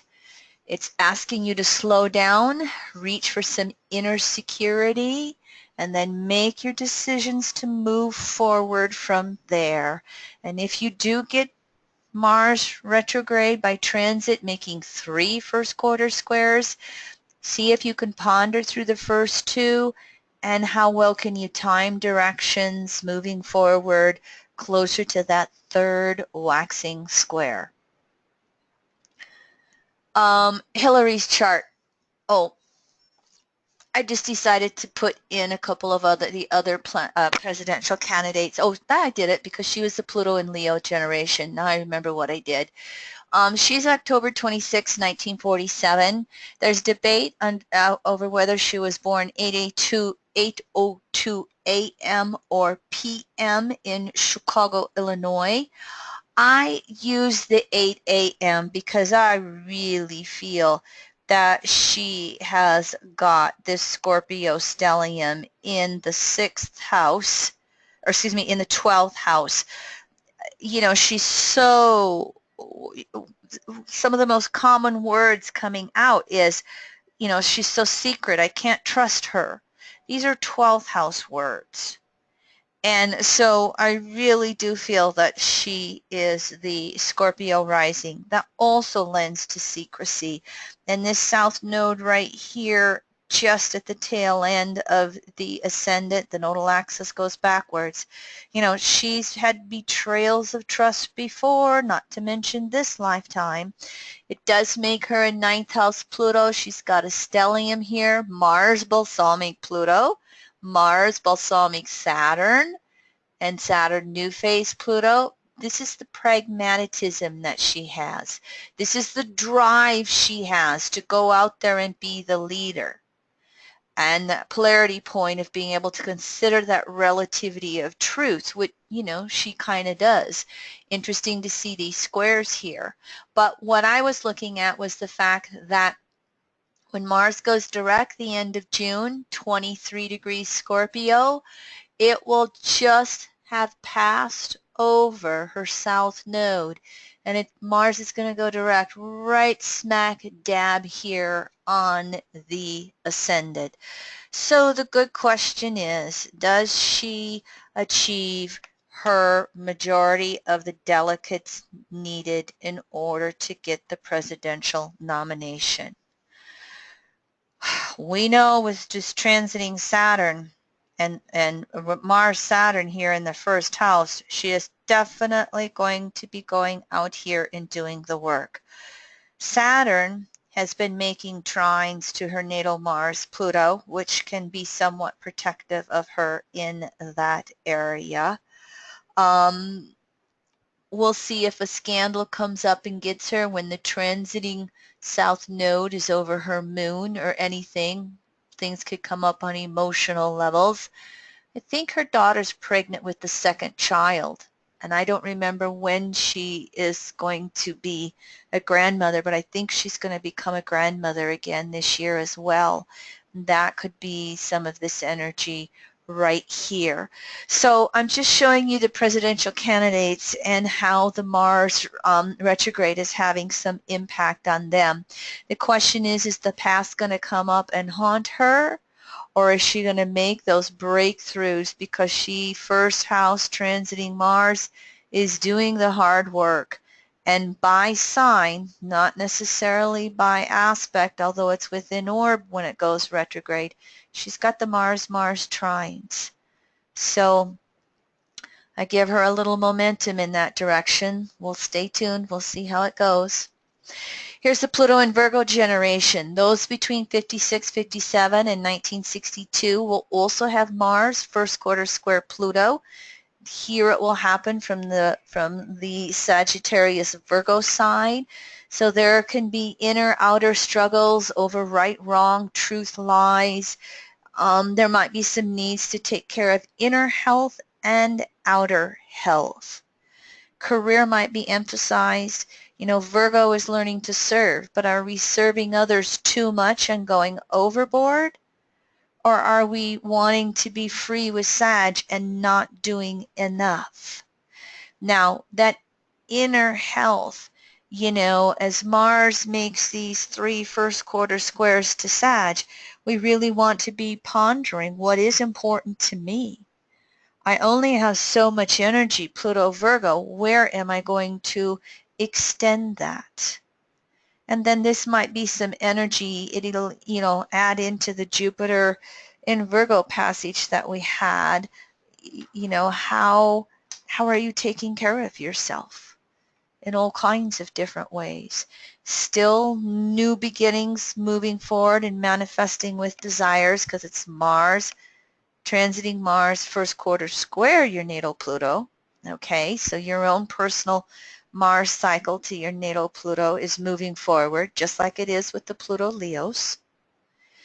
If you're on the tail end of the Pluto Virgos, 1969 to 1971-72, Mars is a waxing sextile during its retrograde to your natal Pluto.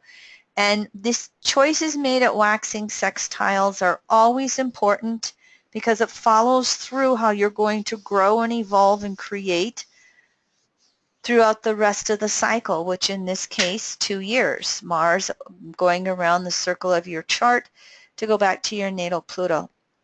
And so for the end of the Pluto Virgo generation, you have to really pay attention here to where you're making effort. You can get lazy, just like you can with trines. There can be power struggles going on, and you really have to look at deepening your self-reliance to see this is how I do want to move forward.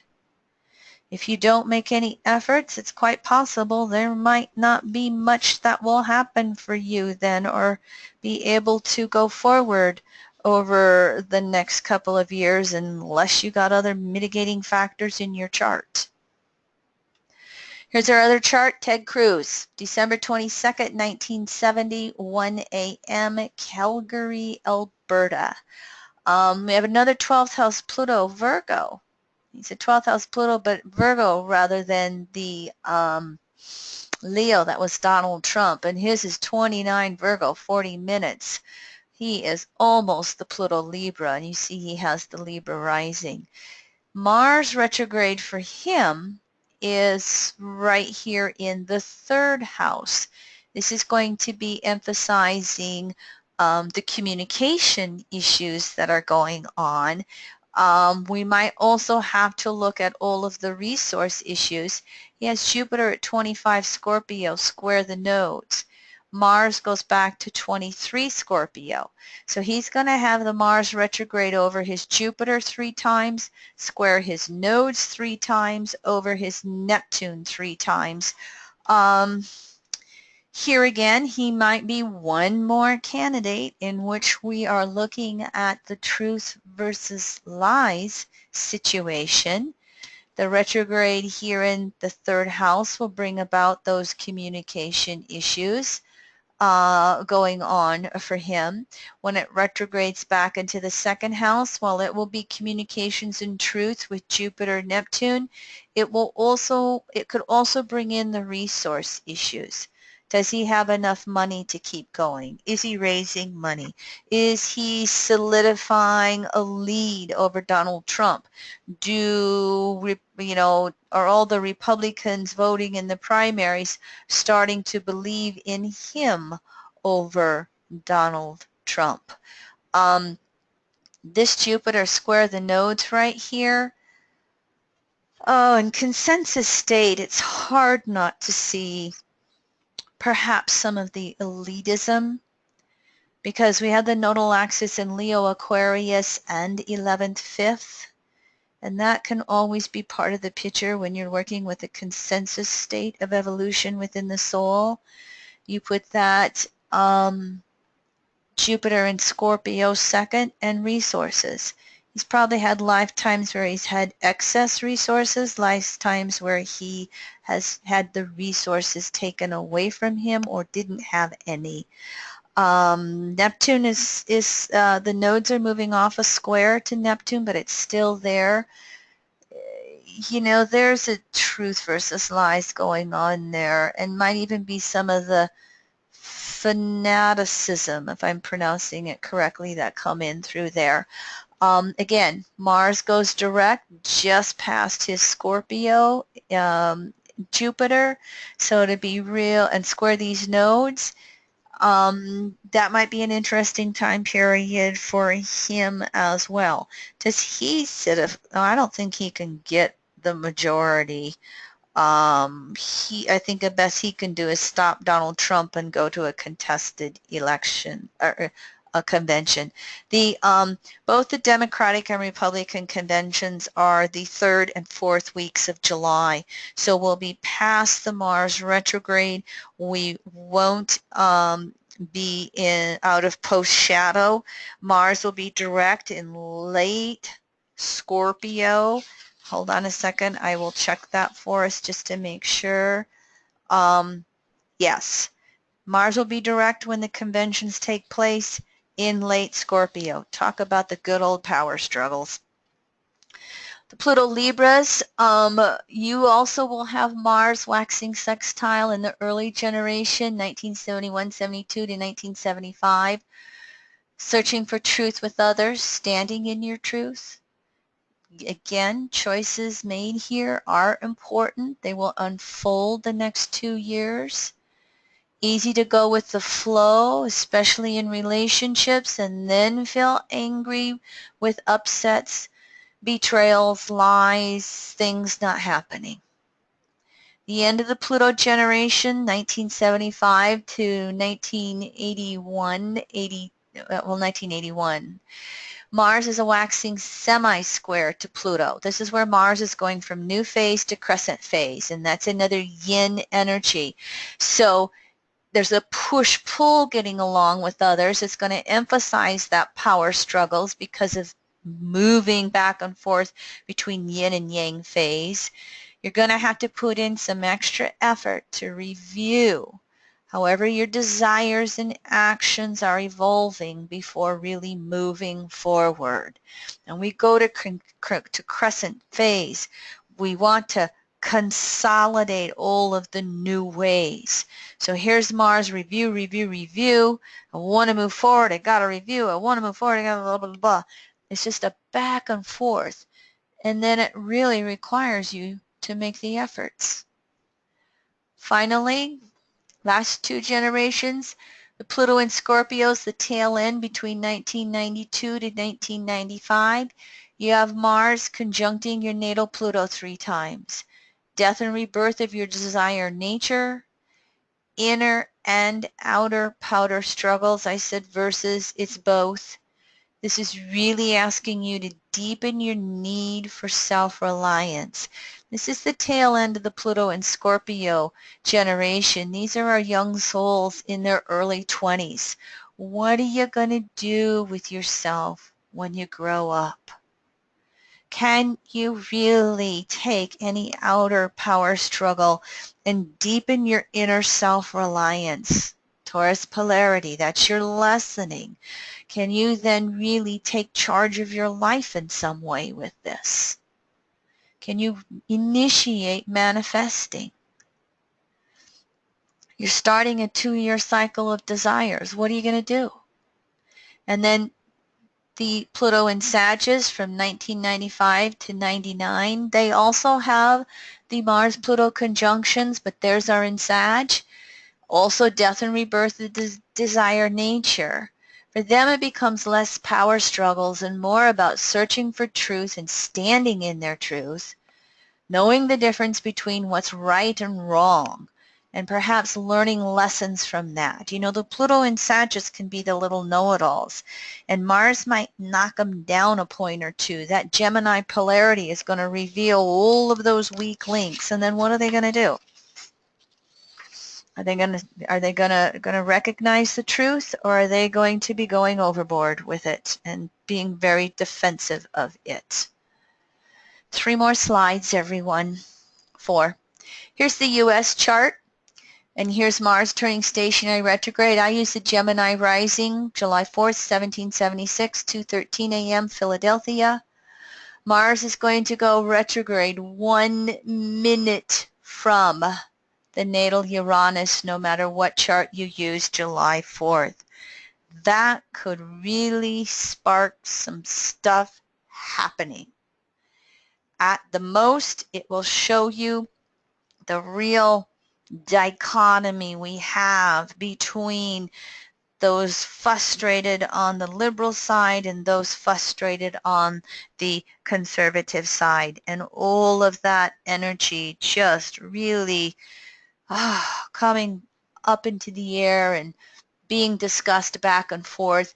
We have the spiritual T-square that comes into the picture here. The natal Mars is 21 degrees Gemini.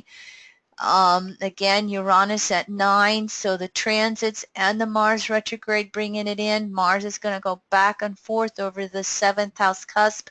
How are things projected out here into the public as a country for us?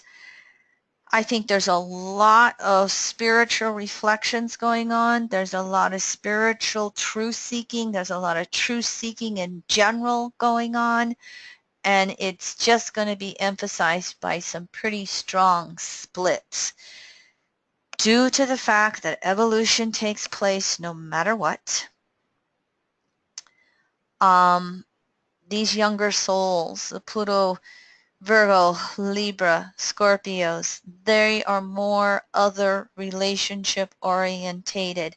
We will go a progressive direction with gender rights and civil rights and, you know, male versus female gender rights. Probably financial rights is too. You see, we have a ways before we have that Pluto return here for the first time as a country. Stay tuned. So I just wanted to just briefly touch upon this. I know there's more we could say. We could go forever on these charts, but I just wanted you to all be aware of this. The counter influence is the fact that the outer circle, these planets in Virgo, Mercury in Taurus, and Pluto in Capricorn bring forth a grand trine in Earth. That will be calming down this feisty energy. And so hopefully all that we have going on out there is talk over finances versus any explosions or wild events that could possibly take place. It was in 2001 when Saturn was in Gemini and over the Uranus that 9/11 happened. And so I included the chart of someone that I know who crossed over more recently. It was a pretty big shock for me. I don't have to go through it anymore. I thought I'd have more time, so I won't say anything too much other than South Node was on the natal moon when he crossed. Transiting moon was on Mercury. Lots of times when you do see someone cross over, if you haven't known this, I'm of the understanding that there's many death and dying signatures in a chart. You never know what's figurative or what's literal. And it's not something that's very predictable unless you are, you know, a 90-year-old astrologer over in Eastern India and that's all you've studied. Then you might be able to predict it. But when we reflect on it after the events, many times we'll see the faster moving planets, Moon and Mercury, highlighted. And for those of you who remember the solar eclipse in early March was 23 degrees Pisces, right on this mark here. I won't go into any more on this chart just for the sake of time. I might speak about it at another time for you, but it's there, so I put it through. Here's our highlights. Typically, Mars retrograde is a time to slow down and review actions. In this case, with Sag-Scorpio, where am I being asked to review my beliefs before acting upon them? Where are my security buttons getting pushed? How do I reach for my next level of self-reliance? Where do I need to find my courage and leap forward in my evolution?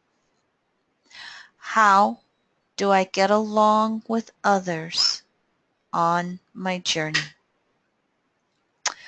All right, everyone, that's all my slides. Again, here's the class for the free Mercury retrograde. In June, I will do an update on monetary policies, time and money. I'm slowing down a few classes this summer because I've just been super busy and I need a little bit of a little slowdown in the summertime. All right, final comments, questions from everybody as I have wound down with everything.